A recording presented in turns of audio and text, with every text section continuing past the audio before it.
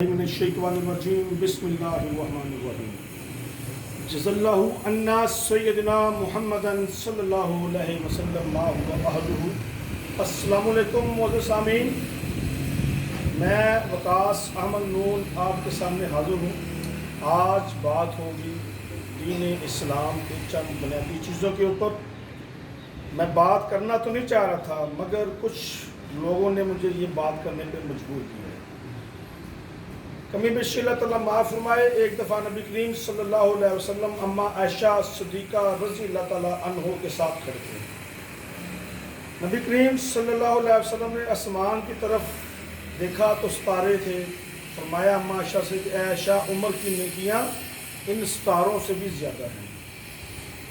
تو اما عائشہ صدیقہ رضی اللہ تعالیٰ عنہ نے پوچھا کہ یا رسول اللہ صلی اللہ علیہ وسلم، تو میرے ابا جی ابو بکر صدیق رضی اللہ تعالیٰ عنہ نیکیاں. تو نبی کریم صلی اللہ علیہ وسلم نے فرمایا کہ اے عائشہ، میں نے اس دنیا میں ہر ایک کی نیکی کا بدلہ دے دیا ہے، مگر جو رات سیدنا ابو بکر صدیق رضی اللہ تعالیٰ عنہ نے غار ثور میں میرے ساتھ گزاری تھی، اس کی نیکی کا اجر نہیں دے سکا، وہ اجر میرا اللہ دے گا. یعنی اس سے ثابت ہوا کہ سیدنا ابو بکر صدیق رضی اللہ تعالیٰ عنہ کی نیکیاں حضرت عمر فاروق رضی اللہ تعالیٰ عنہ سے زیادہ ہیں. اور جب ایک دفعہ تنگی تھی، سامان لانے کی بات ہوئی، گھر سے اپنا سامان لے کے آؤ، کسی رضنے کے لیے ضرورت ہے سامان، تو حضرت عمر فاروق رضی اللہ تعالیٰ عنہ نے سوچا کہ میں آج ابو بکر سے آگے نکل جاؤں گا. میں آج ابو بکر سے آگے نکل جاؤں گا. آپ گھر گئے تو گھر سے آدھا سامان لے کے آئے، آدھا گھر چھوڑ آئے. حضرت ابو بکر صدیق رضی اللہ تعالیٰ عنہ بھی سامان لے کے آئے. نبی پاک صلی اللہ علیہ وسلم نے پوچھا کہ صدیق اکبر گھر میں کچھ چھوڑ آئے ہو؟ فرمایا جی رسول اللہ صلی اللہ علیہ وسلم، اللہ اور اس کے رسول صلی اللہ علیہ وسلم بس.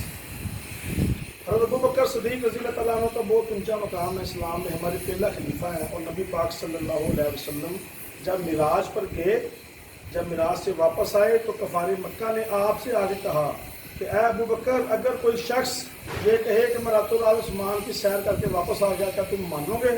حضرت ابو بکر صدیق نے کہا نہیں. پھر کفار مکہ نے کہا اگر آپ کے دوست محمد صلی اللہ علیہ وسلم کہیں. ابو بکر صدیق رضی اللہ تعالیٰ عنہ نے کہا ہاں، اگر وہ کہیں تو ہاں. تب آپ کو لقب ملا صدیق کا. اسی طرح وقت کم ہے، چلتے ہیں آگے. سیدنا عمر فاروق رضی اللہ تعالیٰ عنہ دعائے نبی تھے.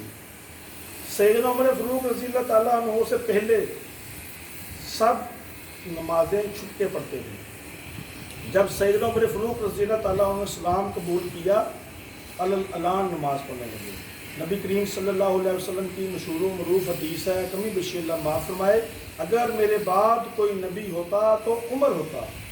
پھر فرمایا کہ کمی بیشی اللہ پھر فرمائے معاف فرمائے، عمر کی زبان پر اللہ بولتا ہے، عمر سے شیطان بھی پناہ مانگتا ہے. اسی طرح جو اسلام کے سنہری دور ہے، اس میں دوسرے خلیفہ سیدنا عمر فاروق رضی اللہ تعالیٰ عنہ کا بہت بڑا کردار ہے. جتنی بھی بڑی بڑی فتوحات ہوئی سیدنا عمر فاروق رضی اللہ تعالیٰ عنہ کے دور میں ہوئی. سیدنا عمر فاروق نے مصر فتح کیا، ایران فتح کیا، جتنے بھی کہنے کہ 10 لاکھ مربع میل تک ان کی حکومت تھی. سیدنا عثمان غنی رضی اللہ تعالیٰ عنہ جب نبی کریم صلی اللہ علیہ وسلم کی محفل میں آتے تھے تو نبی کریم صلی اللہ علیہ وسلم اپنا پہنچا ٹخنوں سے نیچے کر لیتے تھے. کہتے تھے کہ عثمان سے تو فرشتے بھی جا کرتے، میں کیوں نہ کروں. حضرت علی کرم اللہ وجہہ کے بارے میں فرمایا جس کا میں مولا اس کا علی مولا. اور یہاں تک فرمایا کہ جو علی سے محبت کرے گا وہ مجھ سے کرے گا، جو علی سے بغض رکھے گا وہ مجھ سے بغض رکھے گا. پھر ہم چلتے ہیں آگے، چلتے ہیں بعد میں. یہ عید بڑی محرم کے دنوں میں یا محرم سے پہلے اسلام آباد میں جو بندہ تھا شیعہ کے مجالس میں، اس نے شان صحابہ میں گستاخی کی. شان صحابہ میں گستاخی ایسے ہی ہے جیسے آپ نبی کریم صلی اللہ علیہ وسلم کی شان میں گستاخی کر رہے ہیں. وہ دوست کن کے ہیں؟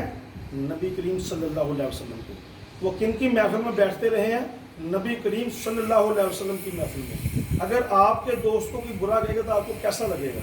اگر کوئی بھی جاہل شخص، عقل سے عاری شخص اٹھ کر کسی بھی صحابی کے بارے میں بیہودہ بات کرے گا، بیہودہ لغویات کرے گا، تو وہ در حقیقت دل توڑ رہا ہے نبی پاک صلی اللہ علیہ وسلم کا، حضرت علی کرم اللہ وجہہ کا، کیونکہ وہ سب آپس میں دوست تھے، یک جان یک قلب تھے۔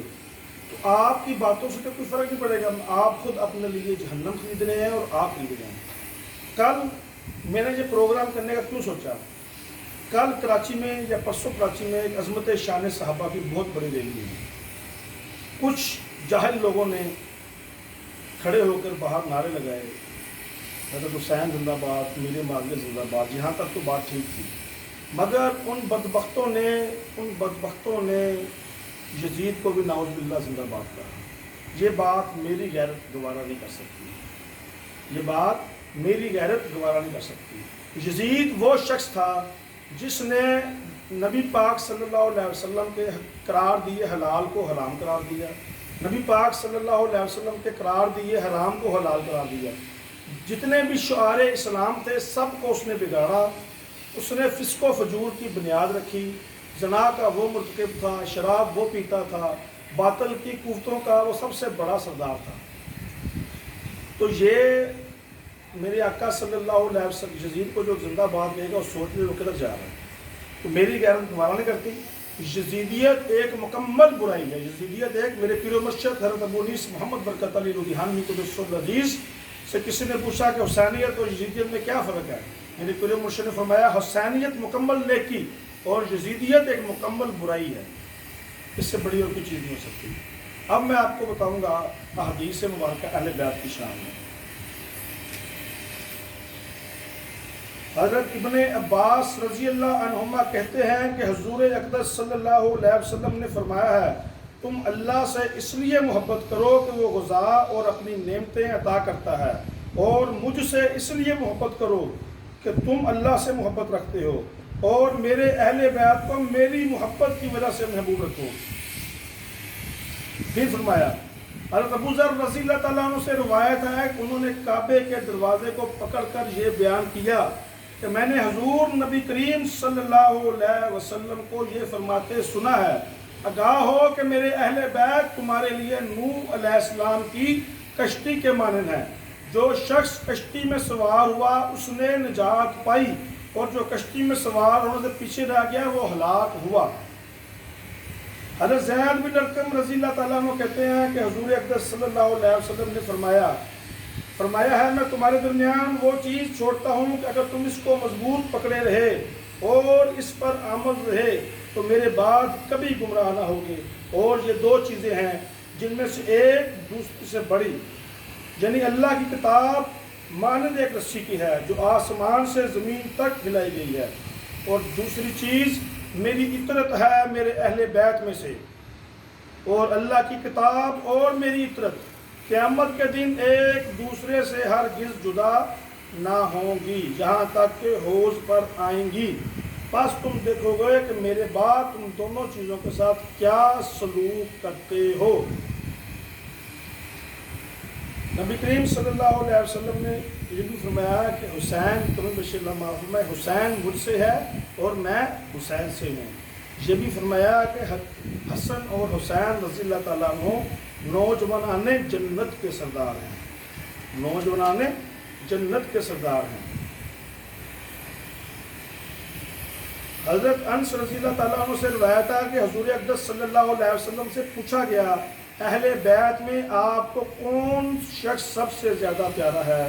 آپ صلی اللہ علیہ وسلم نے فرمایا حضرت حسن و حسین رضی اللہ تعالیٰ عنہ۔ جناب رسول اللہ صلی اللہ علیہ وسلم حضرت فاطمہ رضی اللہ تعالیٰ عنہ سے کہا کرتے تھے میرے دونوں بیٹوں کو بلاؤ، پھر آپ حضرت حسن و حسین علیہ السلام دونوں کے جسم کو سونگھتے اور اپنے گلے سے لگاتے۔ حضرت ابن عمر رضی اللہ تعالیٰ عنہ کہتے ہیں جناب رسول اللہ صلی اللہ علیہ وسلم نے فرمایا ہے حضرت حسن اور حسین میری دنیا کے دو پھول ہیں۔ یہ وہ احادیث مبارک ہیں ان جاہل لوگوں کے لیے۔ یزید کو نہیں فرمایا آپ صلی اللہ علیہ وسلم نے، نعوذ باللہ کہ وہ جنت کے سردار کون ہے؟ حسن اور حسین۔ حق کی خاطر جان کس نے گنوائی؟ اپنے نانا کے دین کو زندہ کس نے کیا؟ حسین رضی اللہ تعالیٰ عنہ نے۔ حسین مکمل حق پر ہیں اور ہمیشہ زندہ باد اور قیامت تک زندہ باد رہیں گے۔ یزید مکمل باطل پہ ہے، مکمل، مکمل باطل پہ ہے اور ہمیشہ مرداباد ہے، تھا، ہے اور رہے گا۔ اس لانتی کو لانتی ہی کہا جائے گا اور کچھ نہیں کہا جائے گا، یا حیو یا قیوم۔